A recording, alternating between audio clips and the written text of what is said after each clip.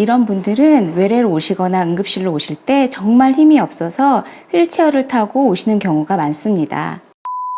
안녕하세요. 광명성혜병원 당뇨병 교육실 간호사 이연희입니다. 네, 저는 경희대학교 병원 당뇨병 교육간호사 박혜은입니다.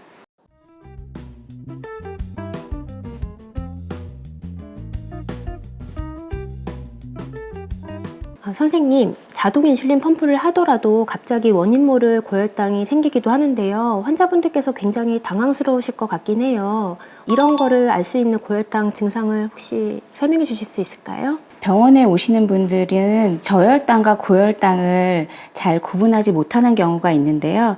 저혈당은 어지럽고 속이 울렁거리고 심하게 배고픈 증상이 나타날 수 있고요. 고혈당일 경우에는 소변을 많이 보고 물을 많이 마시고 갈증을 심하게 느낄 수가 있습니다. 더 나아가 호흡에서 아세톤 냄새가 날 수가 있습니다.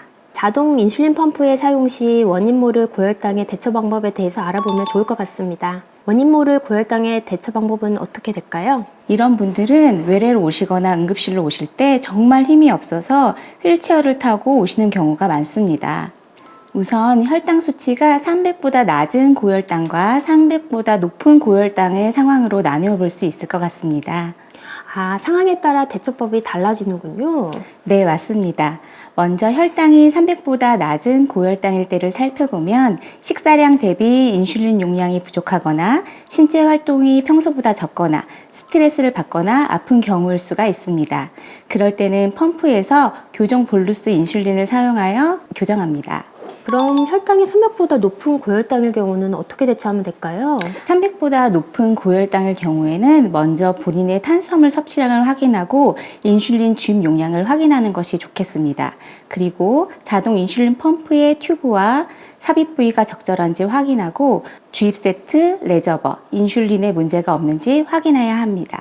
선생님, 그러면 어떤 문제들을 확인해야 될까요? 먼저 삽입 부위의 발적이나 통증, 튜브 안에 공기방울이나 혈액이 있는지 확인합니다.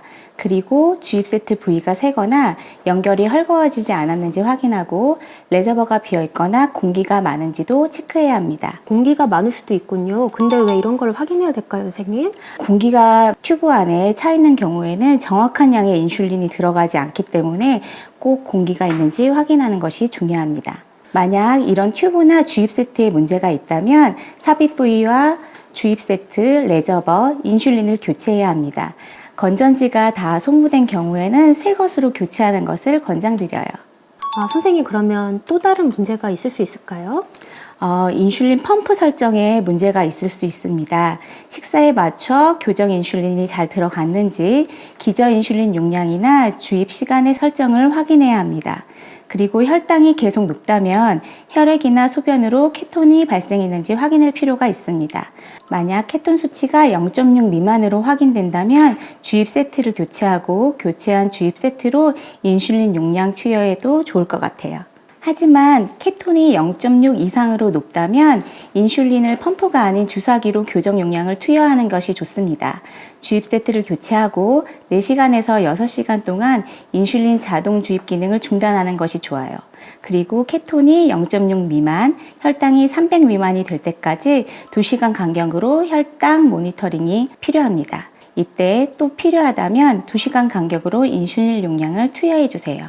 그래도 케톤이 계속 지속되거나 수치가 1.5를 넘는 경우, 오심 구토가 발생한 경우 빨리 응급실로 내원해 주세요. 선생님, 그럼 우리 상황 설정을 한번 해볼게요. 당당이가 감기 기운이 있으면서 호흡할 때 아세톤 냄새가 나고 혈당이 300 이상으로 높대요. 그럼 어떻게 해야 될까요? 그럴 때는 당뇨병성 케톤산증을 의심할 수 있어요. 당뇨병성 케톤산증은 인슐린이 부족해서 발생한 경우가 많습니다. 아까 말씀드린 것처럼 케톤이 발생한 고혈당으로 볼 수 있겠습니다. 우선 원인을 점검하고 신속하게 대처해서 응급 상태를 예방해야 합니다.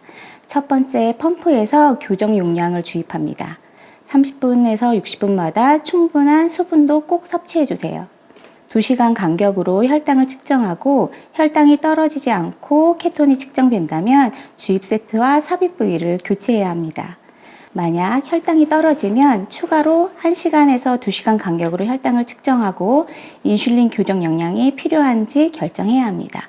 하지만 케톤 검사를 하여 계속 지속되거나 1.5를 넘는 경우, 오심 구토가 발생한 경우 꼭 응급실로 내원하셔야 해요. 네, 지금까지 자동 인슐린 펌프 사용 시 원인 모를 고혈당 대처 방법에 대해서 말씀드렸습니다. 혈당 관리를 잘해서 일상을 건강하게 지내시기를 바라겠습니다. 오늘 영상이 도움이 되셨다면 구독, 좋아요, 알림 설정 부탁드립니다. 감사합니다.